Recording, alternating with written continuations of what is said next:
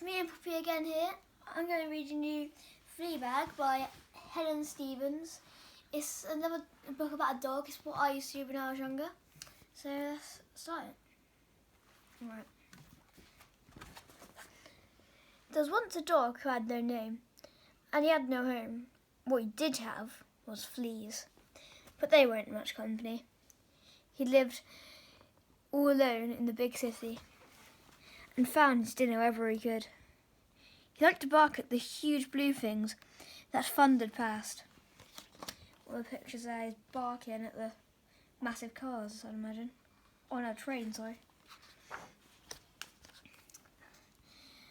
And to run in the big green place where he saw lots of other dogs. The other dogs all had people to take for walks. He wished he had a person too.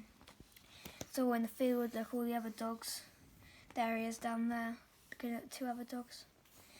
Sometimes he tried to join in with the other dogs' games, but people called him Fleabag and told him to shoo.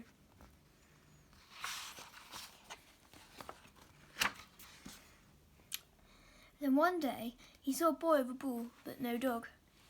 The boy's big person was busy, and he had no one to play with. That didn't seem right. He's sad there, look. His mum and a brother are up there.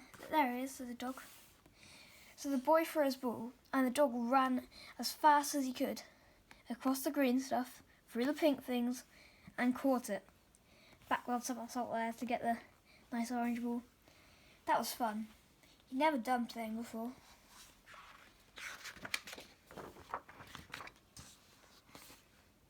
The boy looked very pleased. He tickled the dog under the chin. The dog liked that. He'd never been tickled before. "Don't touch him, Bob," said the boy's big person. "He's all mucky." "I don't mind," said Bob. "I like him."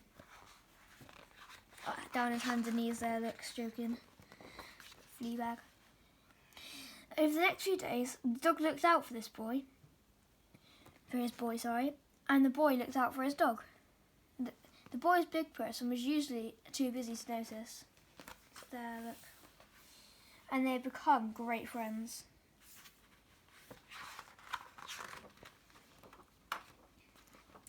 But then one day, the boy didn't feel like playing. He was too sad. He told the dog that his family were moving house next day, and they were going far away, and he wouldn't be able to play with the dog ever again. The dog waggled his eyebrows as if he understood, but he didn't really.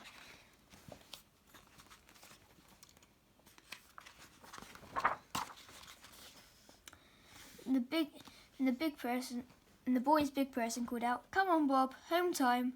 Leave that little Fleabag alone, now." "I have to go with my mum," said the boy. "I'll miss you," and he shook the dog's paw. The boy followed his mum, and the dog followed his boy all the way home, tagging along, look. That night, the boy couldn't sleep. When he looked out of his window, he could see his dog sitting far below. "I can't leave you behind," he thought, and he decided to do something very scary.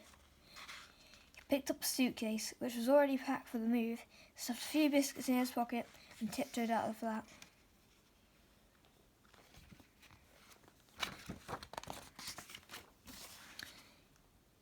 He was scared as he scampered downstairs. He was scared as the heavy door shut behind him.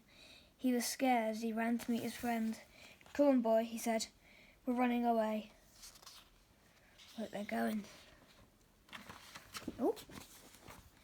The dog was very confused.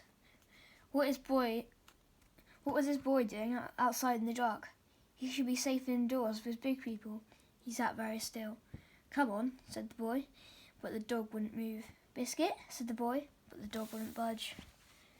"I'll have to carry him," said the boy, but the dog wriggled through and tried to pull his boy back home. Then he ran round and round him, barking.